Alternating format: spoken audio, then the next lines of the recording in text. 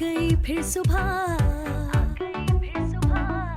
क्या हंसी है समा, देखती हूँ जहाँ, गीत गाए हवा, गुनगुनाए फिजा, अर्श से साथ रहो।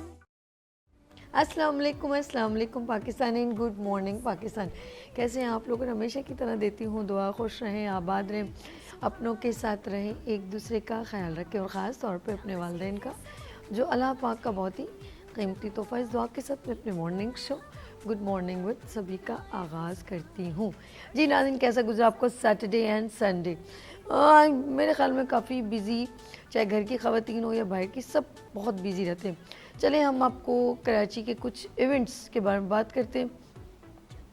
बहुत सारी हेल्दी एक्टिविटीज़ कराची में चल रही है और बेशक वीनस एंटरटेनमेंट पूरे पाकिस्तान में दिखता है और लोग स्क्रीन पर देखते हैं क्योंकि ये सैटेलाइट टेलीविज़न है। लेकिन कराची की एक्टिविटीज़ में क्या हो रहा है, क्योंकि मुझे नहीं मालूम लाहौर में क्या हो रहा है या इस्लामाबाद में, लेकिन कराची में क्या हो रहा है।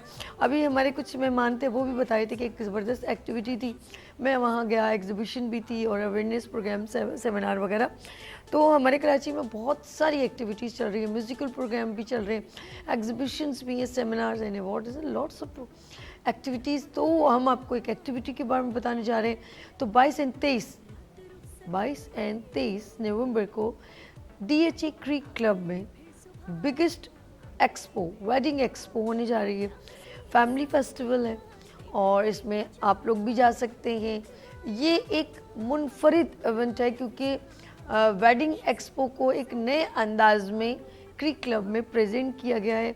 2 डेज़ का ये इवेंट है और स्टेज एक्टिविटी है, फैशन शो है, बहुत सारे ब्रांड्स अपनी एक्टिविटी ऑफ कोर्स कंज्यूमर के लिए करें और खाना पीना भी है, फूड के स्टॉल्स भी हैं, कुछ और भी, क्योंकि वेडिंग एक्सपो तो वहाँ ड्रेसेस, ज्वेलरी, ये ख़वातीन का एक ख़ास कहते हैं ना, उनका पसंदीदा एक्टिविटी है ख़वातीन की, क्योंकि वेडिंग एक्सपो है तो शादियों के त्यौहार देखेंगे हम क्रीक क्लब के साथ।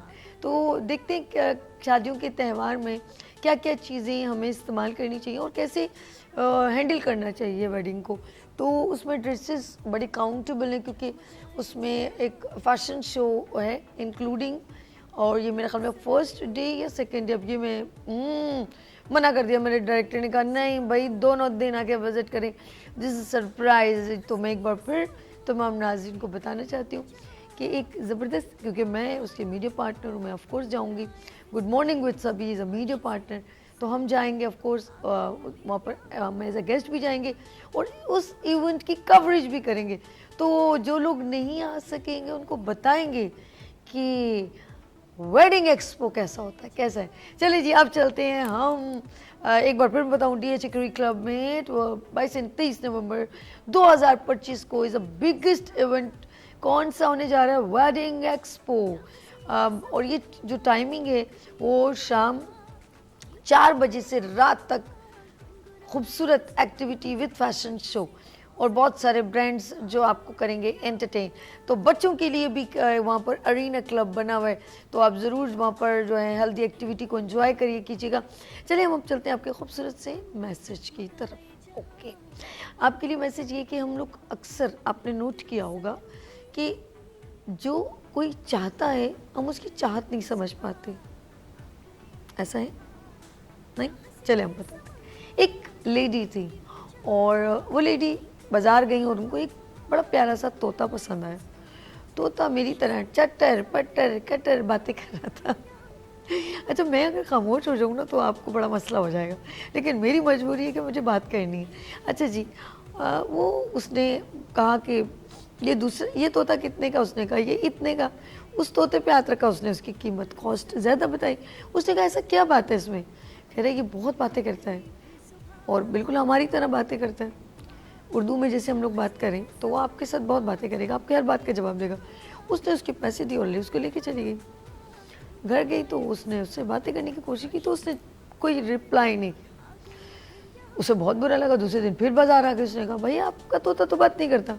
बोला बीबी आप इसके लिए एक अच्छा सा बड़ा सा पिंजरा, आप तो छोटे पिंजरे में लेके गए, आपने इसमें रखा, इसको बड़ा पिंजरा चाहिए। वो गई, उसने बड़ा पिंजरा ज़बरदस्त ले लिया। फिर वो बातें ना करे। दूसरे दिन उसको फिर गुस्सा आया फिर गई, उसने कहा ये तो बातें नहीं करता, तुमने मुझे बेवकूफ़ बनाया। उसने कहा कि नहीं नहीं, इसके अंदर एक झूला लगा है, ये झूल झूल के आपके साथ बातें करेगा। उसने कहा हाँ अच्छा ऐसी बात है। और फिर लेके चली गई, पकड़ो भैंस की पूंछ निकलो वो दोबारा चली गई। अच्छा वो फिर उसने उसके झूला लगाया, फिर बोला मियाँ मिट्टू बातें करो। मिट्टू जो है वो चुपचाप उसको देखे जाए, बिटर बिटर ना कुछ बोले। उसे तो बहुत शदीद गुस्सा, उसने कहा इसने मुझसे कुछ चमक लगाई, इसने मुझे बेवकूफ़ बनाया। फिर वो तीसरे दिन की उसने कहा क्या तमाशा लगाया भाई, ये तो बोलते ही नहीं करते, क्यों बोलता ही नहीं है मुझसे, आपने तो बेवकूफ़ बनाया। कह रहे आपने इसमें सीढ़ी लगाई, भैया सीढ़ी क्यों लगाएगा, ऊपर चढ़ेगा नीचे उतरेगा, उसको मज़ा आएगा फिर वो बातें करेगा और सीढ़ी लग गई। अच्छा जी सीढ़ी लगी तो वो फिर ना बोले। चौथे दिन वो तोता मर गया। मैं कहा तीसरे दिन ही मर गया, चले अब तीसरा क्या चौथा।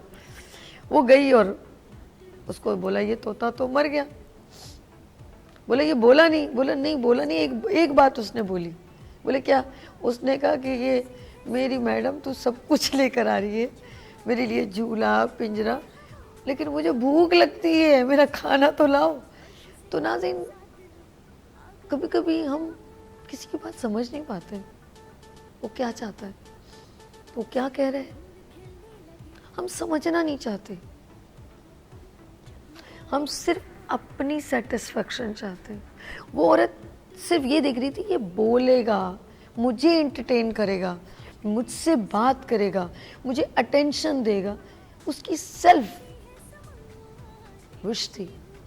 लेकिन उसे ये नहीं कहा कि किसी को जब रखा जाता है या किसी को कहें कि वो हमें एंटरटेन करे तो उसके लिए हमें क्या करना है। बात बड़ी दूर की है, गहरी है, समझने की बात है। हम किसी से काम लिए जा रहे हैं, हम किसी पर प्रेशर डाले जा रहे हैं और कुछ ज़रा सा कुछ होता तो कहते हैं नहीं आप मेरे म्यार के मुताबिक नहीं, लेकिन आप उससे उसकी विश नहीं पूछ पाते। कभी ऐसा तो नहीं हुआ आपके साथ? हम अपनी सेटिस्फैक्शन के लिए बहुत कुछ ऐसा कर जाते हैं जो हमें नहीं करना। ये तो मैंने एक जानवर की मिसाल दी, लेकिन रियल में इंसानों के साथ ऐसा ही होता है। बहुत सारी जगहों पे, फैमिलीज में हम एक की बात सुन रहे हैं लेकिन दूसरे की सुनना नहीं चाहते। हम अपना ओपिनियन, नहीं मेरे साथ ऐसा हुआ, मैं उसको शादी में नहीं बुलाऊंगा, उसने उस वक्त ऐसा किया था। हम अपनी सेटिस्फेक्शन के लिए, अपनी ईगो के लिए हम वहां पर डट जाते हैं। नो नो नो नो वे नो वे नो वे, मैं पहल क्यों करूं, मैं क्यों ऐसा करूं, नो वे। जितना आप रबड़ को खींचोगे ना, जितना ताकत से, कौन खींच रहा है? आप खींच रहे हो, आप खींच के देख लो। जितना खींचोगे, जितना इसको छोड़ोगे तब भी लगेगी, इसको छोड़ोगे तब भी लगेगी, लेकिन आप कितनी देर होल्ड करोगे ये आप सोच लो। Impossible. Just like is this one, ये कप भरा है, ठीक है, बहुत सिंपल मिसाल। मैंने कोई बात ली और इसको पकड़ ली, मैं कितनी देर पकड़ सकती हूँ? एक वक्त होगा मेरा हाथ दुखने लगेगा, वजन है ना, पानी डला है इसमें, थोड़ी देर में मैं थक जाऊंगी। तो साला तुम बात को कितनी ले बैठ क्यों जाते हो, बातों को लेके, उन बातों को, खास तौर पे जिनसे आपके ब्लड रिलेशन है, मैं उनकी बात कर रही हूँ। जिनसे किसी का ब्लड रिलेशन नहीं है उनकी बात नहीं कर रही हूँ, वो तो दुनिया है, वो उनके साथ तो कोई ऐसा होता नहीं ना, वो तो फेस कर लेते हैं, कोई बात नहीं, छूट गया, आ गया, दुनिया है, वो तो आती जाती रहेगी। लेकिन ब्लड रिलेशन में ऐसा नहीं हो सकता।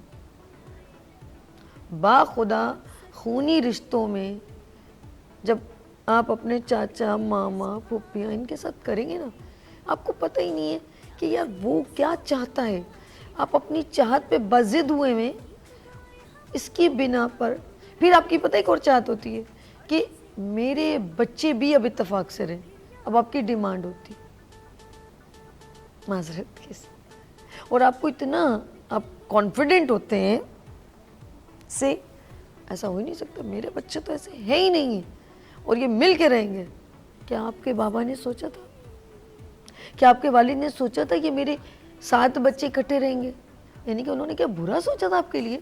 तो आज आप इतने कॉन्फिडेंट कैसे हैं कि मेरे बच्चे, क्योंकि जब आपके बच्चों की शादियाँ होंगी, आपकी बेटियों की शादियाँ होंगी, उनके आपके घर दामाद आएंगे, आपकी बहू आएंगी, तो जिस तरह आप अपने भाइयों के साथ बिहेव कर रहे हैं, नाराज़ हो रहे हैं, झगड़ा कर रहे हैं, एक दूसरे को अंडरस्टैंड नहीं कर रहे, दरगुजर नहीं कर रहे और पकड़े हुए बात को, और बाजू दुख रहा है, तकलीफ, अच्छा टॉर्चर उनसे ज़्यादा आप हो रहे हो ज़हनी तौर पे, दिमागी जिसे बोले बंदा डिस्टर्ब, रूह सुकून पे नहीं है, क्योंकि क्लिक करिए ना बार बार, इम्पोर्टेंस नहीं दी, ये बात इन्होंने हल क्यों नहीं की, ये मसला हल क्यों नहीं हुआ, ऐसा क्यों नहीं हुआ, ऐसा, उससे ज़्यादा आप खुद तकलीफ में, क्योंकि ये खूनी रिश्ते हैं, छोड़ के भी आप नहीं छोड़ पाएंगे, क्योंकि रब ने बना दिए हैं, आपने खुद बनाए। हम तो लोगों को मुंह बोला बहुत कुछ बनाते हैं, लेकिन ये खुदा ने आसमान से उतारे हैं।